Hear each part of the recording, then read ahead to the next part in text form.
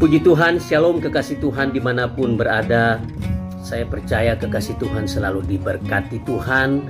Saya berdoa juga agar supaya kekasih Tuhan selalu dilimpahkan dengan kekuatan, kesehatan, dan sejahtera, sukacita yang berlimpah-limpah dari Kristus untuk kita semua. Nah, kekasih Tuhan, hari ini kita akan belajar satu kebenaran firman Tuhan, yaitu kesaksian Alkitab tentang Kristus. Nah, sebelumnya mari sama-sama kita berdoa. Terima kasih Bapa di sorga, kami mau belajar firman Tuhan. Roh Kudus berikan bagi kami hikmat akal budi agar supaya kami dapat mengerti firman Tuhan dalam hidup kami. Di dalam nama Tuhan Yesus kami sambut firman Tuhan hari ini. Haleluya. Amin. Kesaksian Alkitab tentang Kristus. Kita buka di dalam Yohanes 5 ayat yang ke-39. Demikian firman Tuhan. Kamu menyelidiki kitab-kitab suci sebab kamu menyangka bahwa olehnya kamu mempunyai hidup yang kekal. Tetapi walaupun kitab-kitab suci itu memberi kesaksian tentang aku. Nah, kekasih Tuhan, tinggal beberapa hari lagi kita memperingati hari Natal.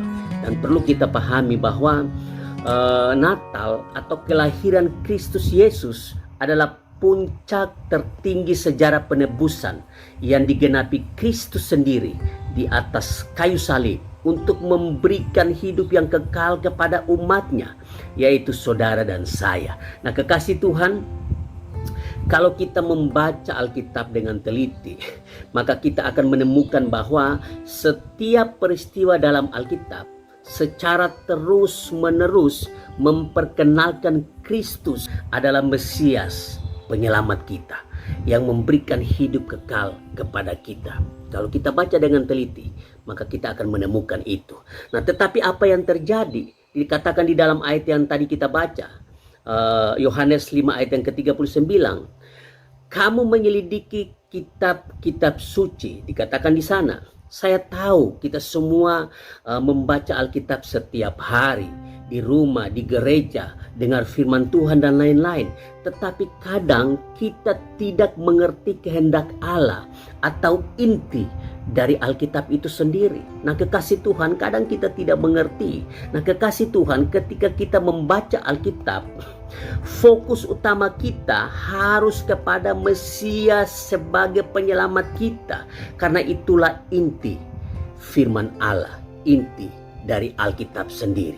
Nah, kekasih Tuhan, inti Alkitab yaitu Injil Kristus, Mesias penyelamat kita. Itulah inti dari keseluruhan Alkitab yang kita baca setiap hari, kita renungkan setiap hari. Nah, kekasih Tuhan, ketika kita menyampaikan firman Tuhan pun haruslah fokus kita pada inti pemberitaan, yaitu Mesias.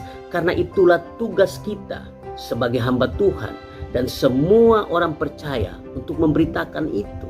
Nah, kekasih Tuhan, kita harus memberitakan inti dari firman Allah itu sendiri, yaitu Mesias penyelamat kita. Kristus itulah inti dari firman Allah, inti dari keseluruhan Alkitab. Dan itu yang harus kita beritakan, bukan yang lain.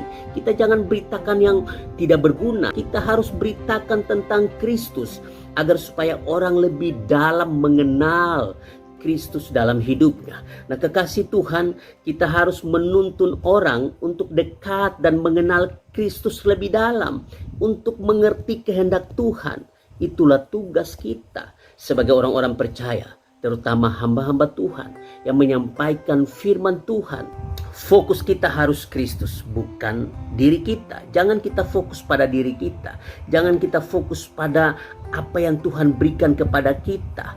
Tetapi kita harus fokus kepada Kristus. Dan Kristus itulah yang harus kita beritakan. Kita harus membuat orang untuk mengidolakan Kristus dalam hidupnya, bukan kita yang diidolakan. Ada banyak orang yang fokus kepada dirinya, sehingga membuat orang lain, banyak orang mengidolakan dia, bukan lagi Kristus. Oleh sebab itu, kekasih Tuhan, kita harus membuat orang untuk mengidolakan Kristus dalam hidupnya, bukan mengidolakan kita. Nah, kekasih Tuhan, kita harus menjadi pengikut Kristus, bukan pengikut siapapun manusia, bukan pengikut hamba Tuhan. Nah, kekasih Tuhan, kalau kita menjadi pengikut Kristus, maka kita tidak akan kecewa. Karena Kristus tidak pernah mengecewakan kita. Tetapi kalau kita menjadi pengikut hamba Tuhan atau pengikut siapapun itu, maka kita akan kecewa karena tidak ada manusia yang sempurna. Mungkin hari ini dia bisa menyenangkan kita, besok mungkin dia mengecewakan kita. Itulah manusia. Oleh sebab itu kekasih Tuhan, marilah kita mengidolakan Kristus dalam hidup kita. Marilah kita menjadi pengikut Kristus, bukan pengikut siapapun itu. Kalau kita menjadi pengikut Kristus, maka Kristus tidak akan pernah mengecewakan kita. Nah, kekasih Tuhan, kita harus mempunyai keyakinan yang kokoh dalam Kristus yang memberikan kepada kita hidup yang kekal. Semakin kita membaca, mendengar, dan menyelidiki Alkitab, maka semakin kokoh iman kita kepada Putra Natal itu, yaitu Yesus Kristus yang adalah Mesias penyelamat kita. Kita harus semakin kokoh dalam iman kita. Nah, kekasih Tuhan, Kristus adalah satu-satunya kebenaran yang tertinggi, jalan keselamatan yang memberikan jaminan hidup kekal kepada kita. Tidak ada manusia siapapun di dunia ini yang memberikan jaminan hidup kekal kepada kita selain Kristus Yesus, Mesias yang memberikan kita jaminan hidup yang kekal. Alkitab sangat jelas memberikan kesaksian tentang itu. Nah, kekasih Tuhan, oleh karena itu kita jangan meragukan Kristus dalam hidup kita. Kita harus percaya sungguh-sungguh kepada Kristus, karena Alkitab dengan jelas memberikan kesaksian kepada kita bahwa Kristus adalah Mesias penyelamat kita, dan Kristus sudah memberikan hidup yang kekal kepada kita. Alkitab memberikan kesaksian tentang Kristus yang memberikan hidup kekal kepada kita. Apa yang harus kita ragukan lagi tentang Kristus? Alkitab sangat jelas memberikan kebenaran itu kepada kita, bersaksi kepada kita tentang Mesias adalah penyelamat kita yang memberikan hidup kekal kepada kita.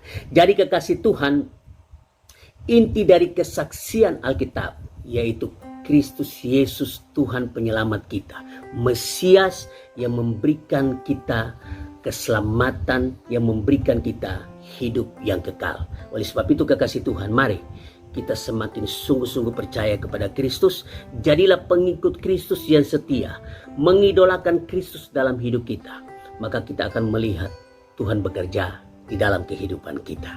Demikian pelajaran firman Tuhan hari ini. Tuhan Yesus memberkati kita semua. Mari sama-sama kita berdoa. Terima kasih Bapa di sorga, kami sudah belajar firman Tuhan. Biarlah firman Tuhan ini menjadi kekuatan bagi kami untuk menghadapi hidup ini. Kami percaya Tuhan akan segala kebaikan Tuhan dalam hidup kami. Tuhan tidak pernah meninggalkan kami. Kami percaya Tuhan sudah menjamin hidup kami sampai pada kehidupan yang kekal nanti. Tuhan sudah menjamin itu dalam hidup kami. Oh Tuhan Yesus, saat ini kami berdoa, Tuhan sembuhkan kami yang sakit, kuatkan kami yang lemah, dan Tuhan hiburkan kami yang susah. Berkat Tuhan melimpah dalam hidup kami.